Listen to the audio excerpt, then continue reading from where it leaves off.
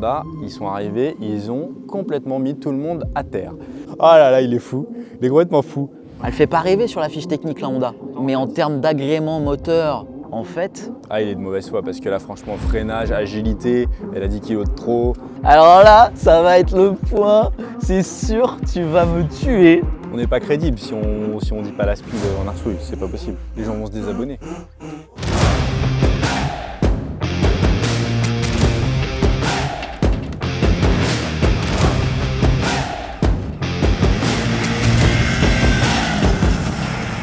Salut les motards, aujourd'hui on est avec deux petites motos plutôt intéressantes et je suis avec Antonin Ploquin. Salut Antonin.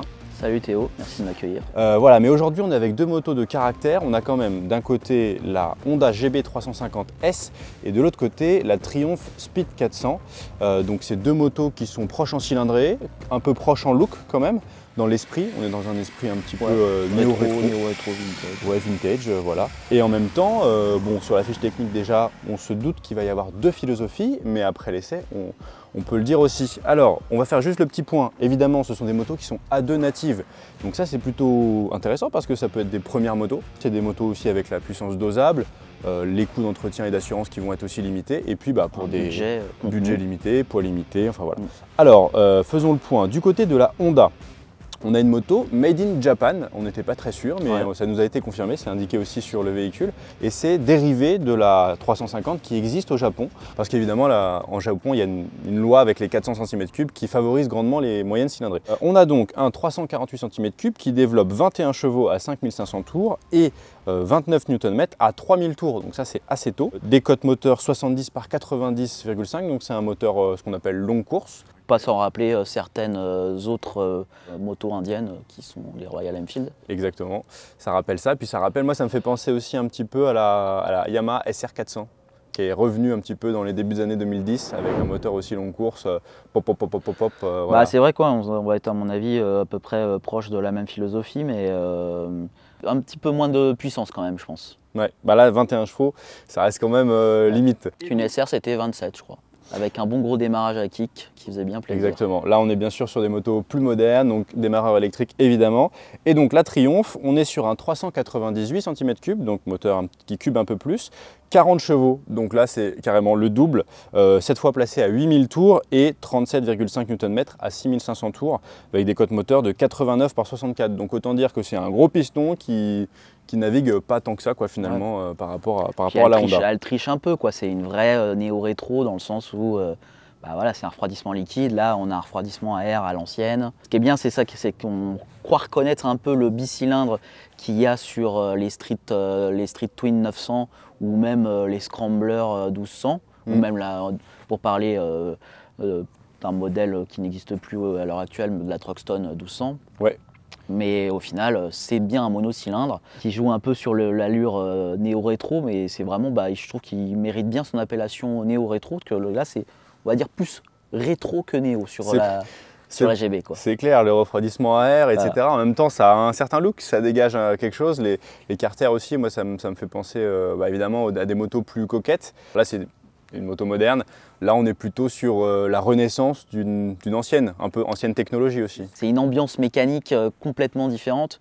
C'est pareil, c'est le comportement, ça n'a finalement absolument rien à voir, quoi. Mais c'est ça qui va être intéressant, quoi. En termes de finition, de look, laquelle t'as le plus marqué? Qu'est-ce qui t'a le plus marqué sur ces deux machines? Je me pencherai plus sur la Honda. Elle prend le parti pris en fait de vraiment la jouer rétro. Et moi c'est ça que j'ai bien aimé justement sur la philosophie de cette machine-là, c'est qu'on a vraiment l'impression de regarder, d'avoir une moto des années 70 en face de soi, tout en étant adapté en fait aux réglementations actuelles et avec un tant soit peu de techno. Mais voilà, c'est ça que j'aime bien sur cette machine-là, c'est qu'elle la joue franc jeu, quoi. Alors moi, je suis d'accord avec toi, j'aime bien l'ambiance visuelle de la GB, mais je trouve quand même que c'est chouette d'avoir un peu de modernité sur certains éléments de design, et puis je trouve que Triumph, ils ont vraiment réussi à porter, comme tu disais, l'esprit des plus gros moteurs. On a quand même, c'est quand même super bien fait, sachant que c'est plus techno, on a aussi du ride-by-wire, etc. On garde quand même des carters moteurs qui sont joliment faits, on garde un bras oscillant qui est plutôt sympathique. Les choses sont assez bien cachées, assez bien amenées. Moi j'ai bien aimé, surtout la fourche inversée aussi en termes de design, ça apporte tout de suite quelque chose de plus actuel. Voilà, la fourche standard, en termes de performance, bon, voilà, mais c'est surtout en termes de look, évidemment c'est plus vintage. Là j'ai une moto moderne, mais jolie, et là j'ai une moto vraiment une ancienne. C'est vrai, non mais c'est vrai, je te rejoins là-dessus, elle est totalement valorisante. Hein. Il y a aussi une histoire de finition. Tu Ouais. me disais, toi, la finition, il n'y a pas photo. C'est pour ça, ouais, la finition, clairement, Triumph, ils font des motos bien finies sur toute leur gamme. Le câblage, c'est toujours bien fichu, de manière à justement pas casser la ligne de la moto. Quand on regarde un peu même les commodos, les durites de freinage c'est de la durite tressée. Donc, non, franchement, c'est clair, même après, à voir ce que ça va donner à l'usure, mais même les alliages, que ce soit au niveau du sélecteur, des cale-pieds, je pense que c'est une meilleure facture, c'est clair et net. C'est vrai que la Honda, en fait, on reprend une recette qui marche. Alors moi, c'est marrant parce que les Honda, il y a quelques années, elles avaient les mêmes commodos aux mêmes emplacements, avec du plastique brillant. Et là, maintenant, ils sont passés en plastique mat, ce qui donne une belle impression. C'est plutôt quali. Par contre, ils ont laissé le bouton des clignotants en plastique brillant. Comme s'ils n'avaient pas redesigné, du coup, ils ont réutilisé les anciennes pièces. De toute façon, on va le voir après, hein, mais on a été sur l'économie des coûts. Mais Voilà, c'était vraiment ça. Et ça se ressent un tout petit peu si on est attentif à ça. Là, en plus, elle est très optionnée, cette petite Honda qu'on a là. On a des feux additionnels, on a la tête de fourche qui ne sont pas d'origine. Et donc, du coup, par exemple, les feux additionnels, le gros bouton sur le guidon, il est quand même très disgracieux. Il n'est pas très bien implémenté, hein, ça c'est clair et net. Il y a des petites choses comme ça qui font qu'en finition… Mais c'est efficace, c'est dans l'efficacité, c'est ça, c'est la philosophie japonaise, c'est bon, le look on verra après, si on peut on le fait, mais d'abord c'est l'efficacité. Mais après non, c'est clair et net que tu vois, hier quand on regardait les motos d'un peu plus près, y a des détails de finition qui m'ont sauté aux yeux et j'étais là, ah mais non, mais comment ils ont pu faire ça quoi. Le petit gaffeur couleur alu là, qui… moi, au final, quand tu la regardes de loin, tu le vois pas, mais quand tu la détailles un peu la moto, je sais pas, moi, ça m'a sauté aux yeux. Moi, ce qui m'a sauté aux yeux, c'est que vraiment la selle de la Triumph, elle est très confortable. Et sur la GB, j'ai trouvé que c'était moins bien. Et l'ergonomie de la Triumph, je la trouve différente de celle de la GB. On est peut-être un tout petit peu plus dans une position sportive.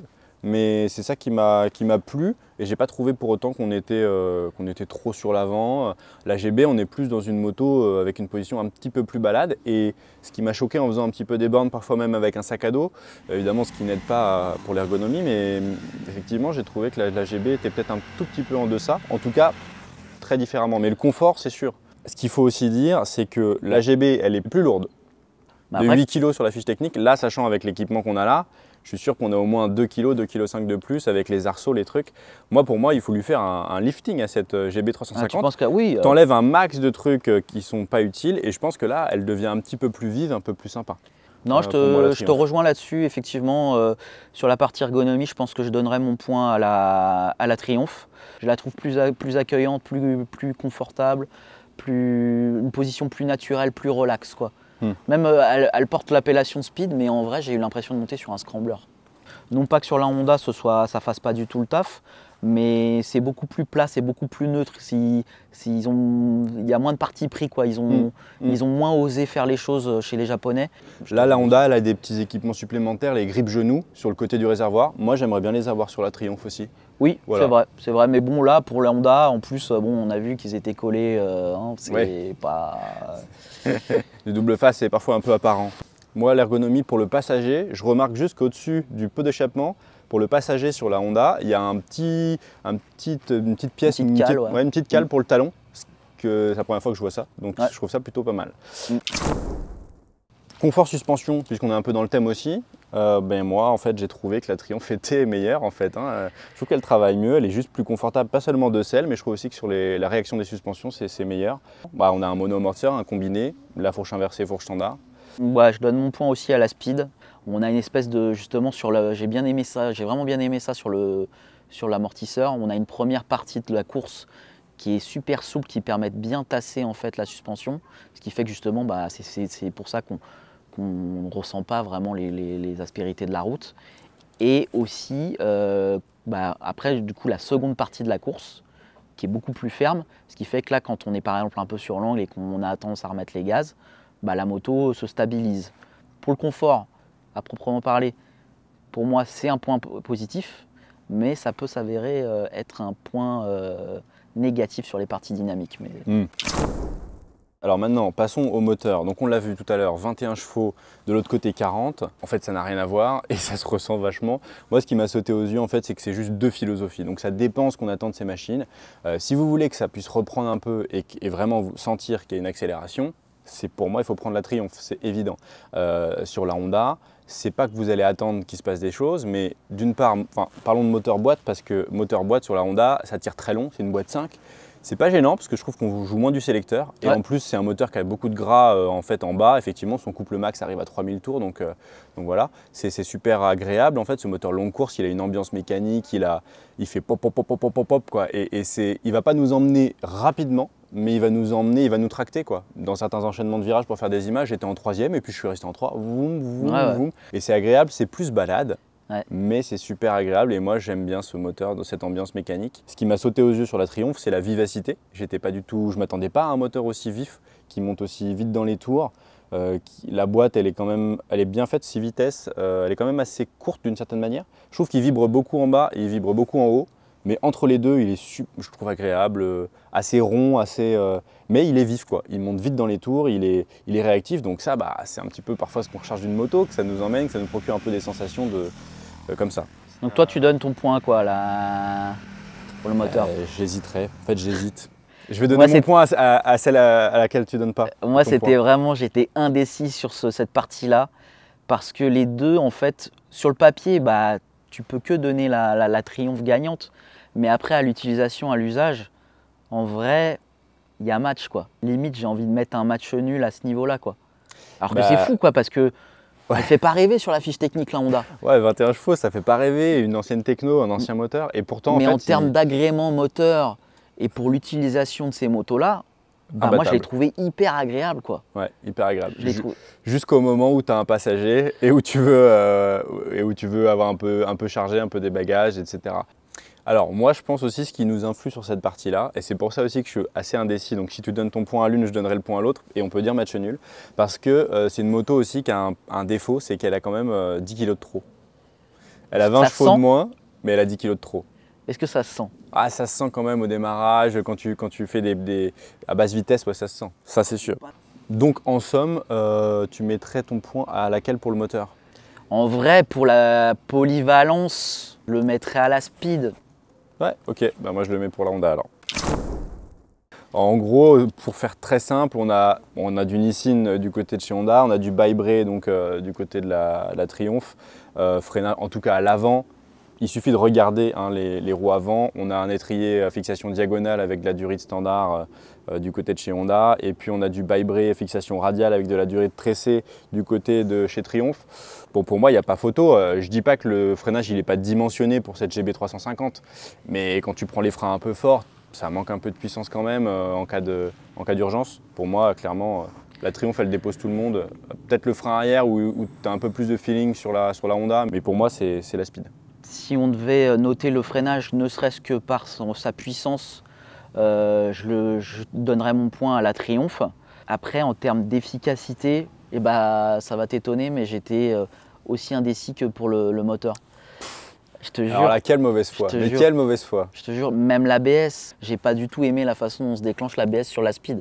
Ouais, c'est vrai que quand tu prends un peu fort, l'ABS, il te remonte un peu.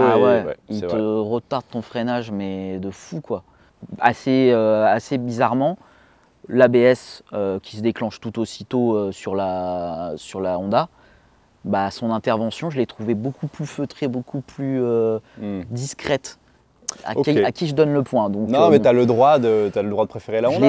Je l'ai donné à la Speed quand même. Ah, tu l'as donné à la Speed, bon. Je l'ai donné à la Speed quand même. Mais c'est pas passé loin, quoi. Mais c'est pas passé loin, ouais, vraiment.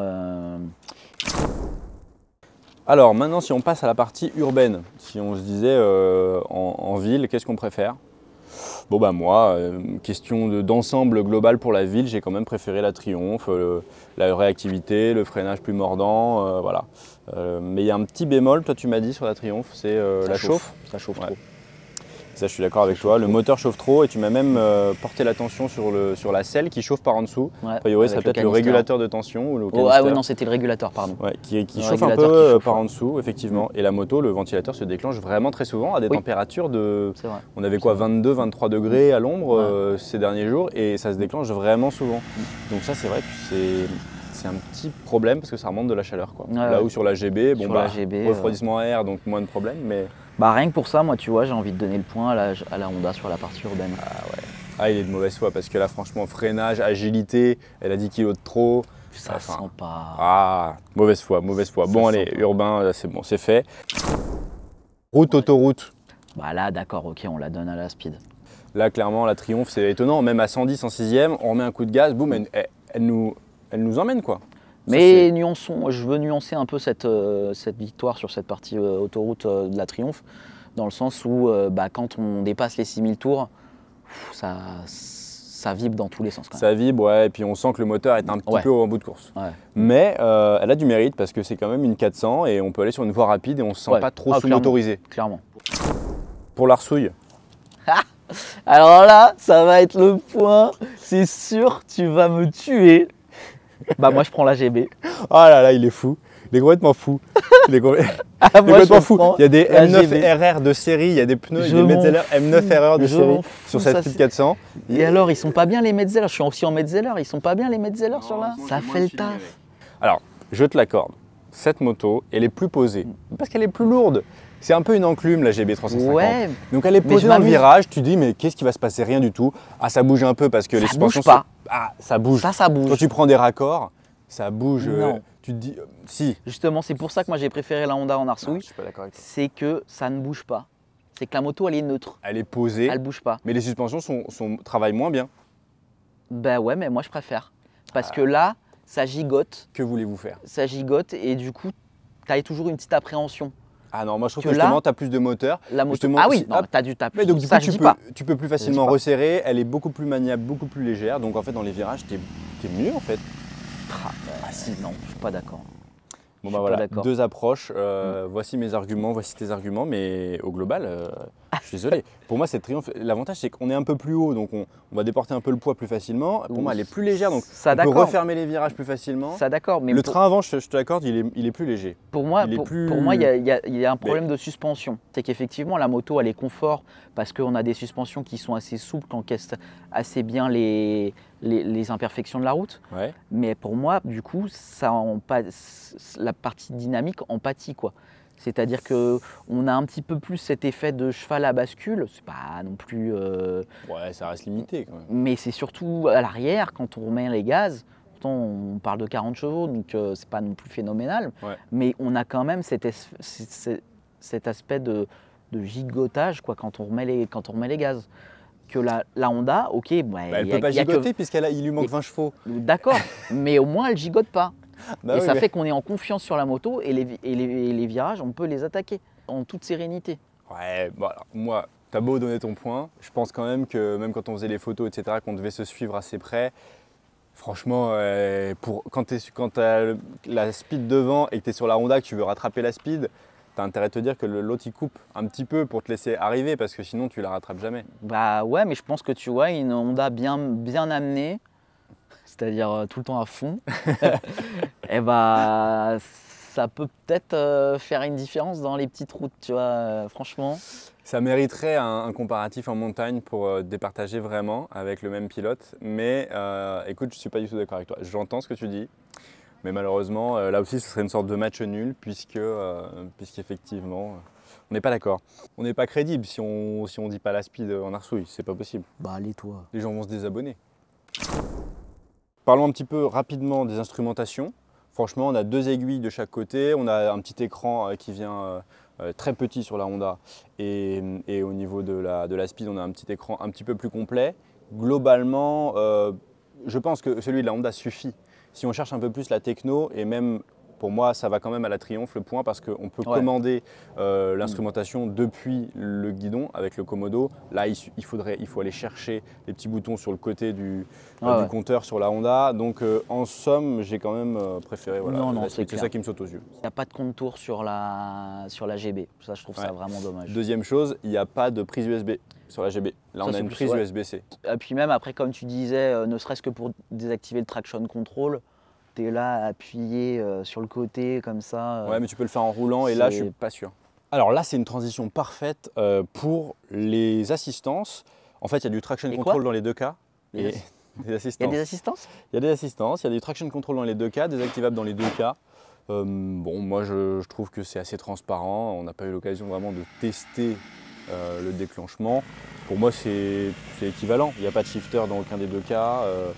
Donc pour moi, là, c'est un peu match nul quoi, sur les assistances.